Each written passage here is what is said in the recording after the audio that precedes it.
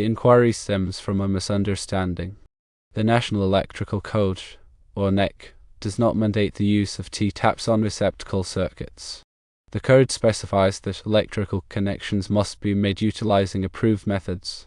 These approved methods include firstly pigtailing, which involves connecting wires of the same size with a short section of wire, subsequently connecting the pigtail to the receptacle or device, and secondly, wire nuts, which involves twisting the ends of the wires together and securing them with a wire nut.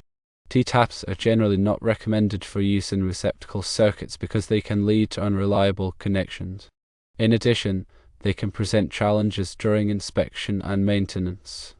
The situation described, where a circuit becomes open as a consequence of a burned-out tap, is deemed unlikely. The tab on a receptacle is engineered to manage the current load of the circuit. In the event of a tap burnout, it is probable that other circuit components, such as the wire or the breaker, will also experience failure. To summarize, the NEC does not mandate T-taps on receptacle circuits, and their use is generally discouraged.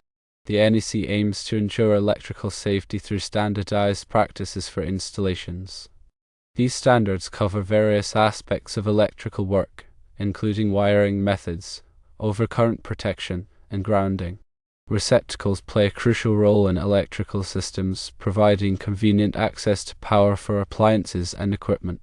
Proper wiring techniques are essential for safe and reliable operation.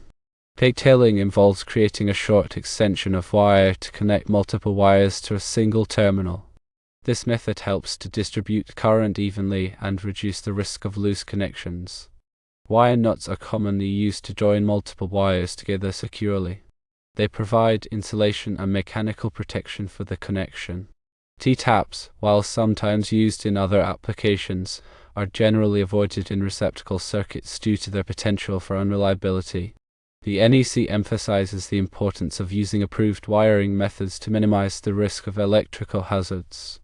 Approved methods have been tested and evaluated to ensure their safety and performance. Inspectors verify compliance with the NEC during electrical inspections. These inspections help to identify and correct any potential safety issues. Regular maintenance of electrical systems is also important for preventing problems. This includes checking connections for tightness and looking for signs of damage or wear. When working with electrical systems, it is crucial to follow all safety precautions.